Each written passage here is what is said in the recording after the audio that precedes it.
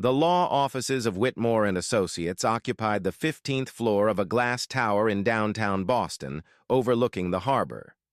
Rebecca Hayes sat in the mahogany-paneled conference room, her hands folded in her lap, trying to ignore the whispered conversations happening around her. Outside the floor-to-ceiling windows, sailboats dotted the water, people going about their normal lives while hers was about to change forever. Her grandmother had died 3 weeks ago. Eleanor Pemberton Hayes, 92 years old, sharp as a tack until the very end. She'd passed peacefully in her sleep at the estate in Beacon Hill, surrounded by photos of her late husband and her family. Rebecca had been there, holding her hand, reading to her from Pride and Prejudice, Eleanor's favorite novel. Now, the family had gathered for the reading of the will. And by family, Rebecca meant the vultures who'd barely visited Eleanor in her final years, but were suddenly very interested in what she'd left behind. Her cousin Vincent sat directly across from her, arms crossed, wearing a smirk that made Rebecca want to throw something at him.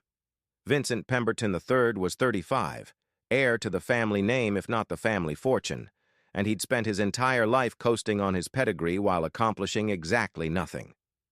He'd been expelled from 3 prep schools, flunked out of Harvard twice, and was currently between opportunities, which was code for unemployed and living off his trust fund. Next to Vincent sat his sister Caroline, 33, blonde and perfectly coiffed, wearing what was probably a $5,000 suit. Caroline had married Money, a hedge fund manager named Bradford, who was currently under investigation for insider trading, though no one talked about that at family gatherings. She spent her days on charity committees and her nights at galas, and as far as Rebecca knew, she hadn't worked a day in her life. Then there was Aunt Margot, Eleanor's youngest child, and Vincent and Caroline's mother.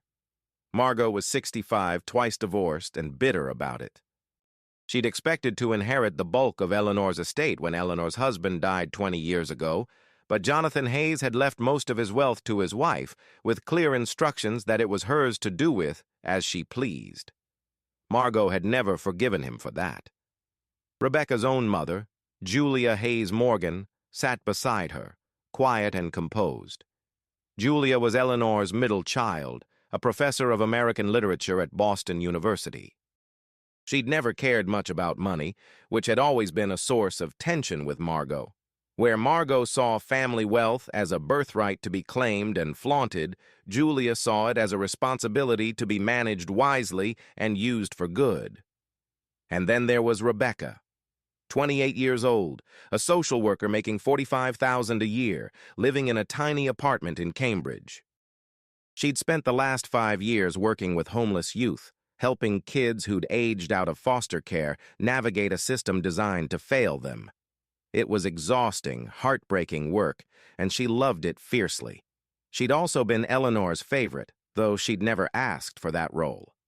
From the time Rebecca was small, Eleanor had seen something in her, a kindness, a determination, a refusal to coast through life on family name alone.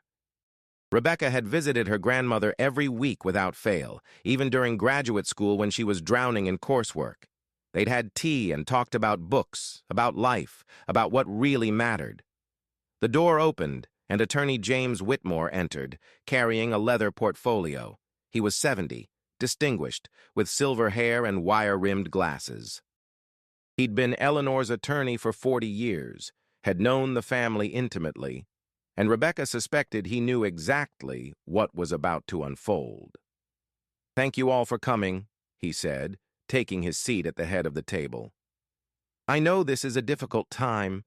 Eleanor was a remarkable woman, and she'll be deeply missed."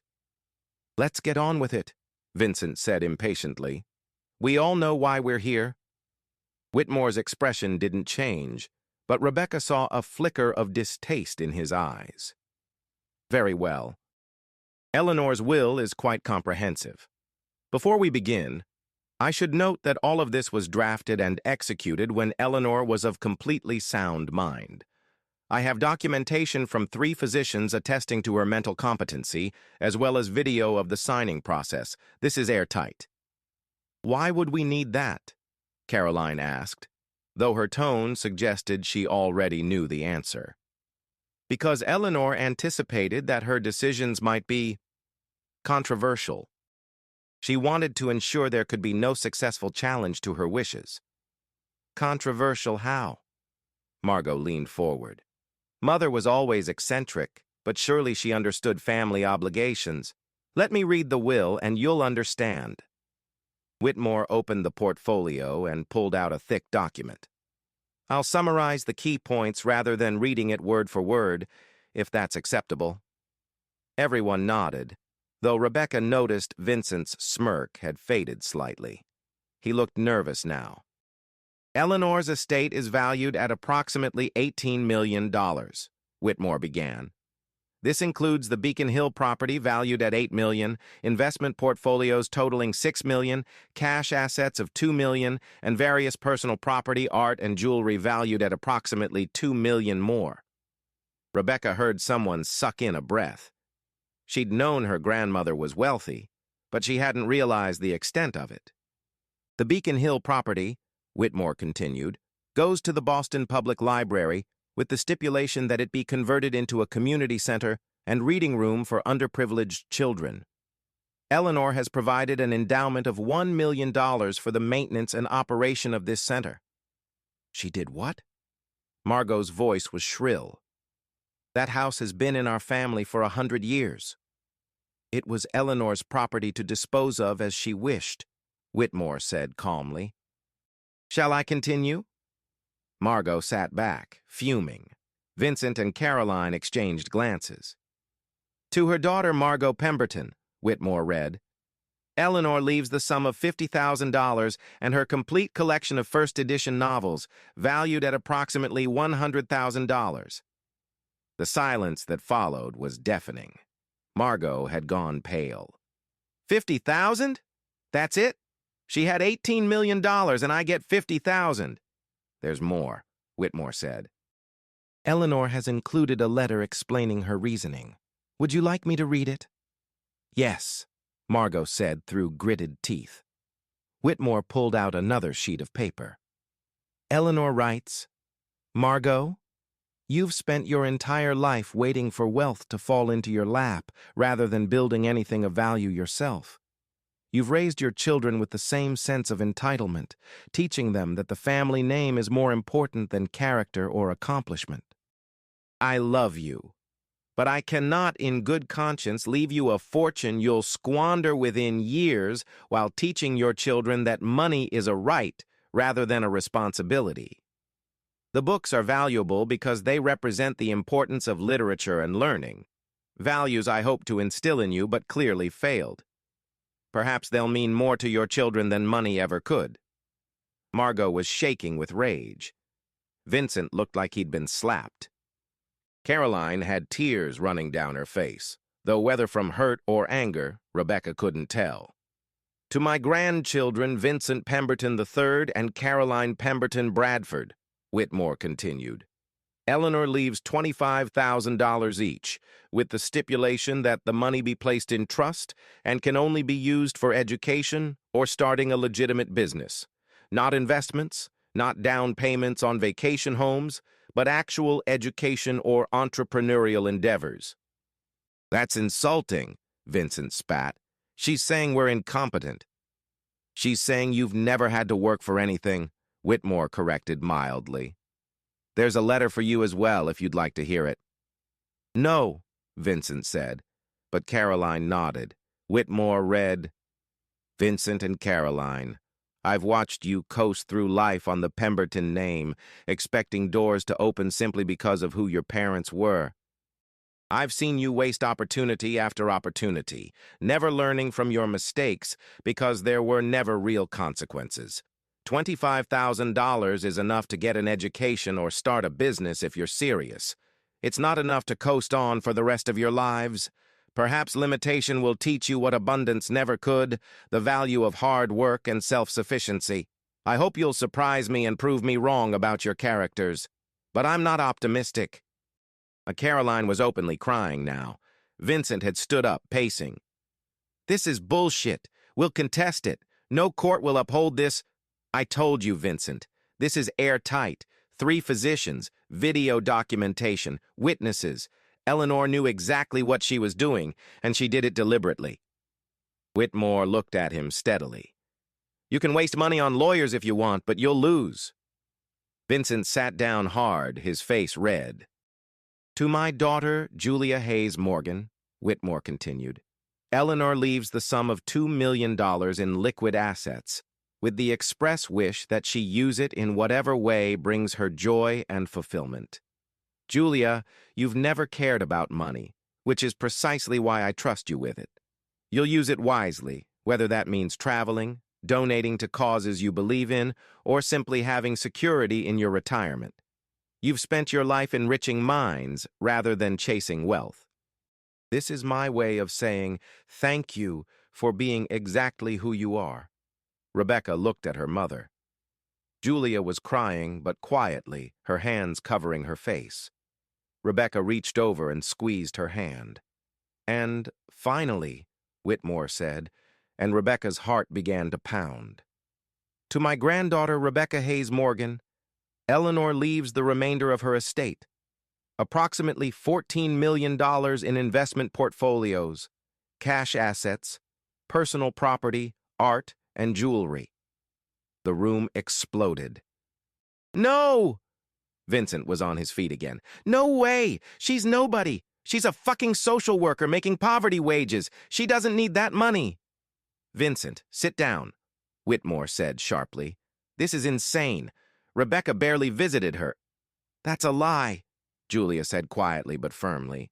"Rebecca visited every single week for 5 years, more than any of you did combined." "She manipulated an old woman," Margot shrieked. "She wormed her way in, made Eleanor dependent on her. Margot, I have documentation of every visit, every interaction. I also have Eleanor's own testimony recorded on video explaining exactly why she made this choice. Would you like to see it?" The room fell silent. After a moment, Vincent said, "Yes, I want to see it." Whitmore pulled out a laptop and loaded a video file. Eleanor appeared on screen, sitting in her study at the Beacon Hill house, looking directly at the camera. She was thinner than Rebecca remembered. This must have been recorded in her final months, but her eyes were sharp and clear. "If you're watching this," Eleanor said, "it means I'm gone, and someone is questioning my decision to leave the bulk of my estate to my granddaughter Rebecca. Let me be absolutely clear. I am of sound mind and body as I record this. 3 physicians have examined me and will attest to my competency. This is my decision, made freely and with full understanding of its implications." She paused, seeming to gather her thoughts. "I've spent 92 years on this earth. I've seen a lot of people, a lot of families, a lot of different approaches to life and wealth. And I've learned that money reveals character. It doesn't create it. You either have integrity or you don't, and no amount of money will change that. Vincent, Caroline, Margot, I love you. You're my blood, my family. But I've watched you treat wealth as an entitlement rather than a responsibility. I've watched you waste opportunities, coast on family name, expect the world to bow to you simply because you're Pembertons or Hayes. And I've realized that leaving you a fortune would only enable more of that behavior. It wouldn't help you grow or change. It would simply fund more of the same dysfunction. Rebecca, on the other hand, has spent her life giving rather than taking. She works with homeless youth, kids society has written off, and she does it for almost no money because she believes in it. She visited me every week, not because she expected an inheritance, but because she genuinely cared about spending time with an old woman. She read to me, talked with me, listened to me. She made my final years less lonely." Eleanor's eyes welled up. "My husband Jonathan built this wealth through hard work and integrity. He wanted it used to do good in the world, not to fund the entitled lifestyle of grandchildren who've never worked a day in their lives. Rebecca will use this money the way Jonathan would have wanted, wisely, carefully, with an eye toward helping others rather than just herself. So yes, I'm leaving $14 million to a granddaughter who makes $45,000 a year as a social worker, because she's the only one I trust to use it properly. Because she's earned it through character rather than entitlement, and because I've watched her give her whole life, and it's time someone gave back to her. The video ended. The room was silent. Rebecca was crying. She'd had no idea her grandmother felt that way, had no expectation of inheriting anything beyond maybe some jewelry or books. $14 million was incomprehensible. Vincent was the first to speak. This is bullshit. Complete bullshit. You get nothing, Rebecca. You hear me? Nothing. We're going to fight this with every resource we have. You're not going to see a penny of that money. Vincent, Whitmore said wearily, you can certainly try. But you'll lose. You'll waste whatever money Margot gives you on legal fees, and you'll accomplish nothing except making yourself look even more petty and grasping than you already do. I don't care. This is wrong. She's not entitled to that money. But you are? Rebecca found her voice. It was shaking, but it was there. You who flunked out of Harvard twice, you who've never held a job for more than 3 months, you who only visited Grandma when you needed money, you're entitled to $14 million, but I'm not. You manipulated her. I loved her. I loved her and spent time with her because she was my grandmother, and I enjoyed being with her. I never asked for money. I never even thought about an inheritance. I just wanted to know her while I still could. Oh, please, Vincent, stop. Caroline's voice cut through. She was looking at Rebecca with something that might have been respect. She's right, we didn't visit, we didn't call. We showed up for Christmas and birthdays, and that was it. Rebecca was there every week. If Grandma wanted to leave her money to Rebecca, that was her choice. Caroline, Vincent started. No, I'm tired of this. I'm tired of pretending we deserved Grandma's fortune just because we're Pembertons. We didn't earn it. Rebecca did, not by manipulation, but by actually caring. She stood up. I don't like it. I wish Grandma had left us more, but I understand why she didn't, and I'm not going to waste time and money fighting it. She looked at Rebecca. Congratulations. I hope you do something good with it. She walked out. After a moment, Margot followed, though her parting look at Rebecca was pure venom. Vincent remained, still seething. This isn't over, he said to Rebecca. You're going to regret this. Is that a threat? Whitmore asked sharply. It's a promise. Vincent stormed out, slamming the door behind him. Rebecca sat in the suddenly quiet room, her mother beside her, trying to process what had just happened. $14 million. It was more money than she could imagine, more money than she could possibly spend in a lifetime. What do I do? She whispered to her mother. You honor Grandma's wishes, Julia said. You use it to do good, just like she knew you would. Whitmore was smiling for the first time since the reading began. There's one more thing, he said. Eleanor left you a private letter. She asked me to give it to you after everyone else had left. He handed Rebecca an envelope. Her name was written on it in Eleanor's elegant script. Chapter 2. Rebecca waited until she got home to read the letter. Her apartment in Cambridge was a cramped studio, barely 600 square feet, with a Murphy bed and a kitchenette that was generous only in name. But it was hers, paid for with her own salary, and she'd always been proud of that.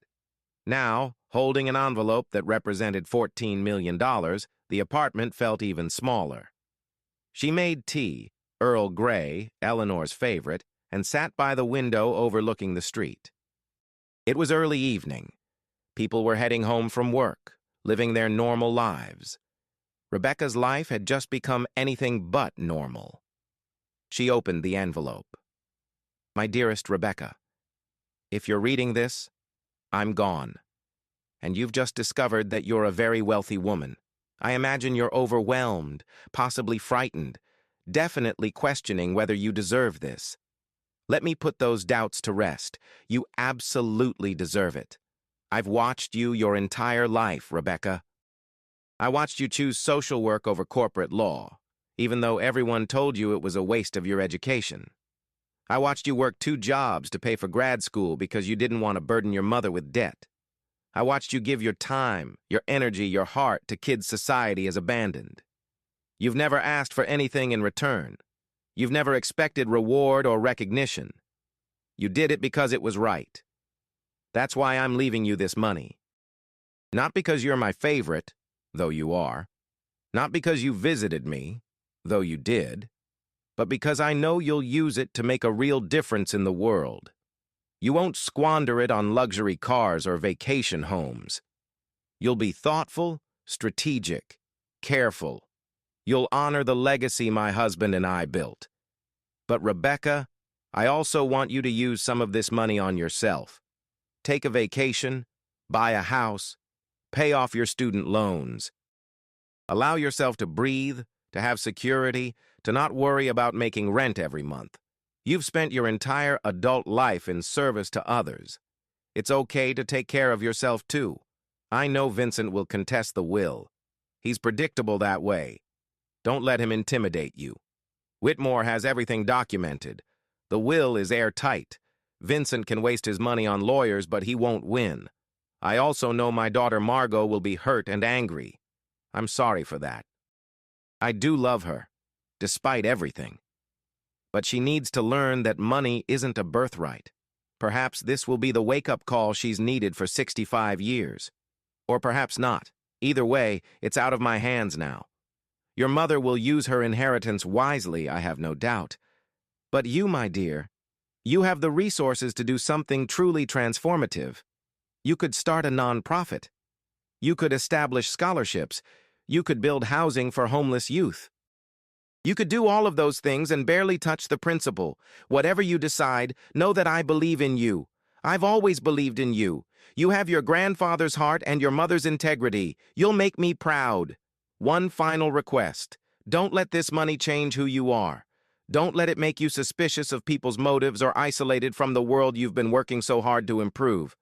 Money is a tool, Rebecca. Nothing more, nothing less. Use it well, but don't let it define you. I love you more than you know. Thank you for being exactly who you are. All my love, Grandma Rebecca read the letter 3 times, crying harder each time.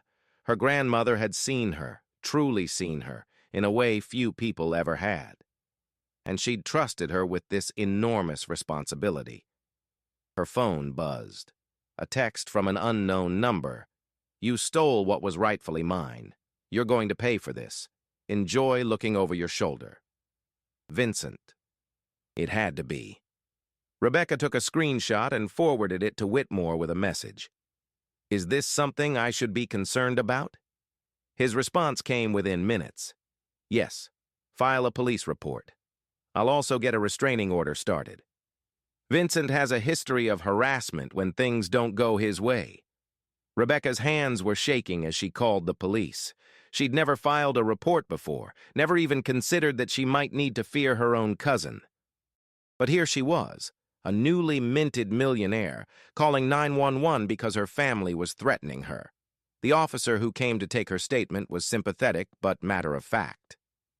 Family disputes over inheritance get ugly, she said. We see it all the time. Keep that text. Document everything. Don't engage with him. If he contacts you again, call us immediately. After the officer left, Rebecca sat in her apartment, feeling more alone than she had in years. Her phone rang. Her mother. How are you holding up? Julia asked. I don't know. Vincent sent me a threatening text. I had to file a police report. Oh, honey, I'm so sorry. Do you want me to come over? No, I'm okay. I think I just need to process everything. $14 million is a lot to process. It's not the money. I mean, it is, but it's more the responsibility of it. Grandma trusted me with this. What if I screw it up? You won't. You're the most careful, thoughtful person I know. You'll take your time, Make good decisions. Probably consult with a dozen experts before you spend a penny. Rebecca laughed despite herself. You're probably right. I know I am. Listen, I've been thinking about my inheritance. $2 million is more than I need. I'm going to set up a scholarship fund at BU for first-generation college students. It's what Dad would have wanted. That's perfect, Mom. And you? Any thoughts on what you'll do? I keep thinking about the kids I work with. The ones who age out of foster care at 18 with nowhere to go. If I had real funding, I could create a program. Transitional housing, job training, mental health services, everything they need to actually succeed instead of just survive. That's exactly what Grandma meant about honoring the legacy. You're already thinking about how to help others. They talked for another hour, planning, dreaming, grieving. When they hung up, Rebecca felt less alone. Over the next few weeks, Rebecca's life became a whirlwind of meetings with financial advisors, accountants, attorneys. Whitmore connected her with a wealth management firm that specialized in philanthropic work. They helped her understand her assets, the tax implications, the best ways to structure charitable giving. She paid off her student loans first, $60,000 that had been hanging over her head for 6 years, gone in a single transaction. Then she bought a modest 2-bedroom condo in Cambridge. Nothing fancy, just enough space to breathe and have friends over. The rest, she decided, would be invested and carefully deployed to do maximum good. Vincent did contest the will, just as predicted. He hired 3 different law firms over 6 months, each more expensive than the last. They all came to the same conclusion. Eleanor's will was airtight. Vincent had no case. He eventually gave up, but not before draining most of Margot's $50,000 on legal fees. The threats continued sporadically. Text messages, emails, once a letter mailed to her new condo. Each time, Rebecca documented everything and forwarded it to her attorney. Eventually, Whitmore got a restraining order. Vincent was banned from contacting Rebecca or coming within 500 feet of her. He violated it twice and spent a weekend in jail. After that, the messages stopped. 9 months after Eleanor's death, Rebecca was ready to launch her nonprofit. She called it the Pemberton Foundation, named after her grandmother's maiden name, focusing on transition-age foster youth. The mission was simple: provide comprehensive support, housing, education, job training, mental health services, mentorship, to help young people aging out of foster care build stable, successful lives. She hired a small staff of social workers and administrators, people she'd worked with for years, people who understood the population and were as passionate about the mission as she was. She leased a building in Dorchester that would serve as transitional housing for 20 young adults. She partnered with local colleges for scholarship programs and with employers for job training initiatives. The first cohort moved in on a Sunday in September. 20 kids, ages 18 to 21, all of them aging out of foster care, all of them terrified and hopeful and trying to hide both emotions. Rebecca gave a short speech at the move-in, welcoming them, explaining the program, promising that this was a place where they could fail safely, learn, grow, build the future they deserved. Afterward, a girl named Maria came up to her. She was 19, had bounced through 7 foster homes, had been on the streets for 6 months before finding the program. "Is this real?" she asked Rebecca. "Like, actually real? You're not going to kick us out if we mess up?" "It's real," Rebecca promised. "Everyone here has your back. We're going to help you succeed, but even if you stumble, we're not going to abandon you. That's the whole point." Maria started crying. Rebecca hugged her and thought about her grandmother and knew this was exactly what Eleanor had meant about honoring the legacy. 2 years later, the Pemberton Foundation was thriving. They'd expanded to 2 more buildings, serving 60 young adults. 90% of their participants were still in the program or had successfully transitioned to independence. They had partnerships with 5 colleges, 3 trade schools, and 24 employers. The local news had done a feature on them. Other cities were asking about replicating the model. Rebecca was exhausted, fulfilled, and happier than she'd ever been. She'd promoted herself out of day-to-day social work and into executive director duties, which she both loved and hated. She missed working directly with kids, but she was good at the strategic thinking, the fundraising, the systems building. She was at her desk one Tuesday morning reviewing grant applications when her assistant knocked on her door. "Rebecca? There's someone here to see you. She says it's personal." Rebecca looked up. "Who?" "Caroline Bradford. She says she's your cousin." Rebecca hadn't seen Caroline since the will reading 2 years ago. They'd never been close, even before the inheritance drama. But Caroline had been the only one who'd shown any grace that day, acknowledging that Rebecca had earned Eleanor's trust. "Send her in." Caroline entered, and Rebecca was struck by how different she looked. No designer suit this time. Just jeans and a sweater, minimal makeup, hair pulled back in a simple ponytail. She looked normal and nervous. "Hi," Caroline said. "I'm sorry to just show up. I should have called first." "It's okay. Sit down. How are you?" Caroline sat, twisting her hands in her lap. "I'm getting divorced. Bradford's being indicted for securities fraud. The house is going to be seized. I'm going to be left with basically nothing." "I'm sorry." "That must be incredibly difficult." "It is. But that's not why I'm here." Caroline took a deep breath. "I'm here to apologize.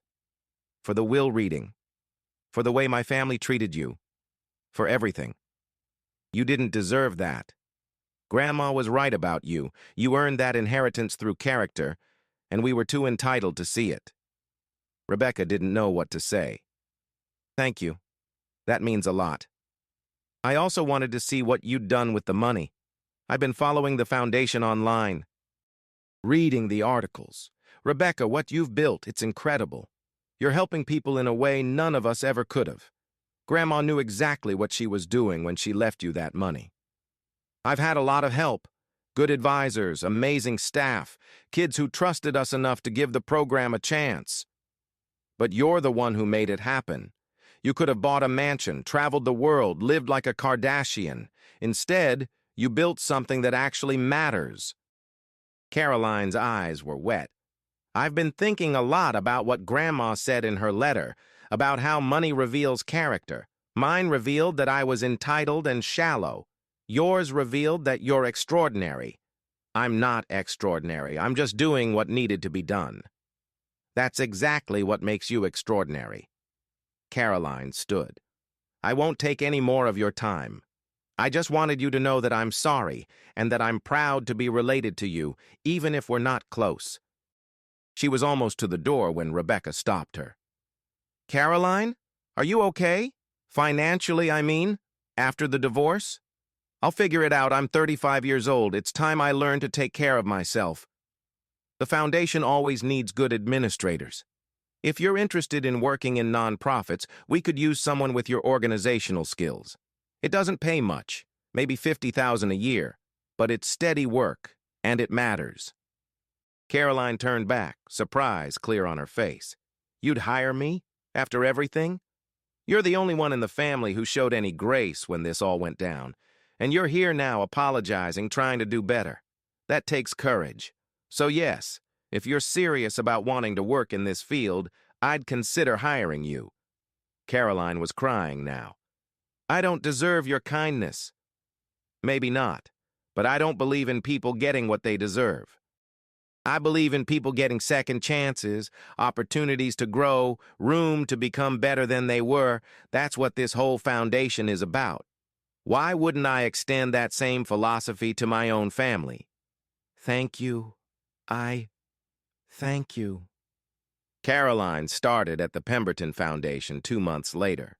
She was surprisingly good at the work, organized, detail-oriented, genuinely interested in the mission. She and Rebecca would never be best friends, but they developed a respectful working relationship. And watching Caroline blossom into someone with actual purpose was one of the unexpected gifts of Rebecca's inheritance. Vincent never came around. Rebecca heard through the family grapevine that he'd blown through most of his trust fund, was deep in debt, and was still blaming her for his problems. She felt sorry for him, in a distant way, but she also knew there was nothing she could do. Vincent had to hit rock bottom on his own terms. Maybe someday he'd find his way back up. Maybe not. Margot was another story. 3 years after Eleanor's death, Rebecca got a letter from her aunt. It was short and stiff, clearly difficult to write. Margot acknowledged that Eleanor had been right about her entitlement, thanked Rebecca for the work she was doing with the foundation, and asked if they might have coffee sometime. Not to ask for money, the letter clarified, but just to rebuild family connection. Rebecca agreed.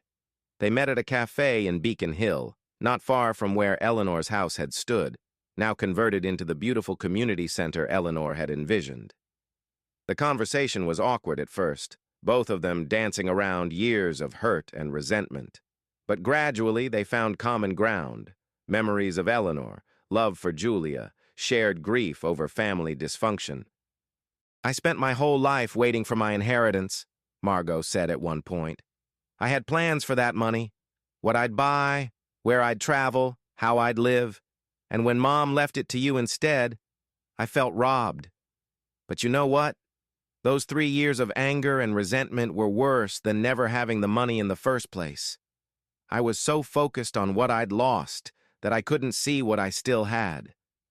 "What do you still have?" Rebecca asked gently. "A daughter who still talks to me, despite everything. A granddaughter who's doing extraordinary work. First edition books worth a fortune that I've actually started reading. Turns out Mom was right. The books are worth more than money. They've connected me to her in a way I never expected." They didn't become close. The damage was too deep for that.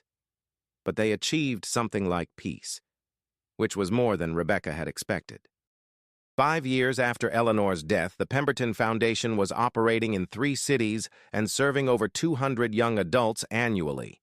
Rebecca had been featured in several national publications, been invited to speak at conferences, consulted with policymakers about foster care reform. The money Eleanor left her had funded something truly transformative. But the most important part wasn't the money, it was the trust. Eleanor had believed in her, had seen her character when others saw only her salary. That trust had given Rebecca permission to dream bigger than she'd ever imagined, to take risks, to believe she could make a real difference. On the 5th anniversary of Eleanor's death, Rebecca visited her grandmother's grave. She brought flowers, Eleanor's favorite, white roses, and sat beside the headstone for a long time. "I hope I made you proud," she said softly. "I tried to use the money the way you wanted, to honor Grandpa's legacy, to do good in the world. It's been hard sometimes, scary sometimes, but mostly it's been the greatest privilege of my life." The wind rustled through the cemetery trees. Somewhere a bird sang. Rebecca felt at peace. She'd been given an extraordinary gift, not just of money, but of belief. Eleanor had looked at her and seen someone worthy of trust, someone who would do the right thing. And Rebecca had spent 5 years proving her grandmother right. That, more than any dollar amount, was the real inheritance. The belief that she mattered, that her work mattered, that a life spent in service was a life well lived. Vincent had been wrong that day in the conference room. Rebecca didn't get nothing. She got everything that truly mattered: purpose, meaning, the chance to help others, and the knowledge that she'd honored the people who believed in her. And that was worth more than all the money in the world.